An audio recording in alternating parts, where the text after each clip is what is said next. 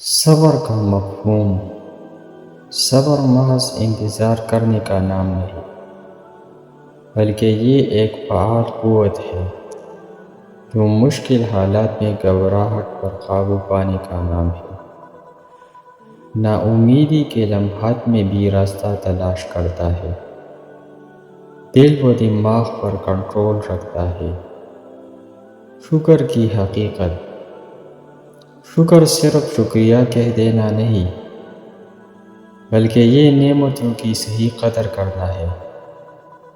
چھوٹی چھوٹی نعمتوں پر خوشی محسوس کرنا، نعمتوں کو اللہ کی راہ میں استعمال کرنا۔ عملی مشقیں۔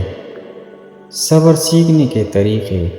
نمبر 1، چھوٹی مشقوں سے آغاز۔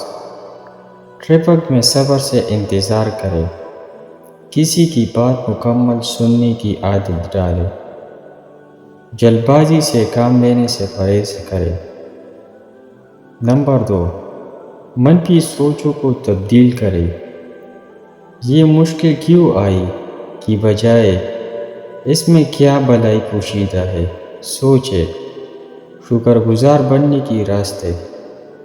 نمبر 1، شکر کی ڈائری۔ روزانہ 5 نعمتیں لکھے، چھوٹی چھوٹی چیزوں پر توجہ دے، صحت، وقت، محبت جیسی نعمتوں کو یاد کرے۔ نمبر 2، شکر کا عملی اظہار۔ نعمتوں کا صحیح استعمال، دوسروں کی مدد کرنا، خوشی بانٹنا۔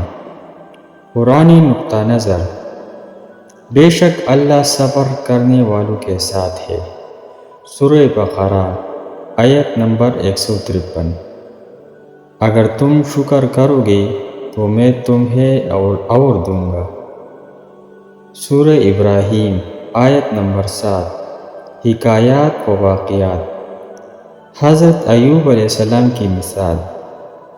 سالوں تک بیماری میں صبر، ہر حال میں اللہ کی حمد و ثنا، بالآخر صحت یابی اور نعمتوں میں اضافہ۔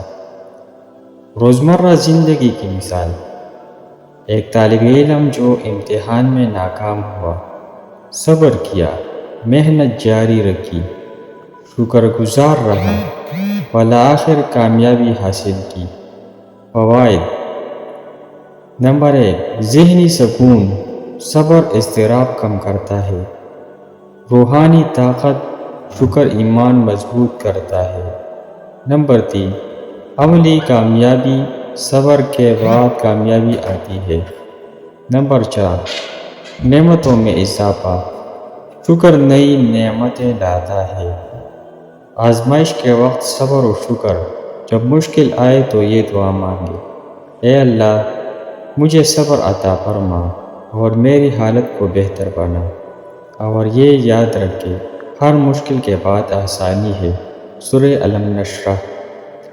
آخری بات، صبر و شکر زندگی کی کشتی کے 2 پہیے۔ صبر اسے طوفانوں میں سنبھالے رکھتا ہے اور شکر اسے خوشحالی کے ساحل تک پہنچاتا ہے۔ عملی کام۔ آج سے ہی ایک شکر ڈائری شروع کریں اور روزانہ 3 نعمتیں لکھیں جو آپ کے پاس ہیں۔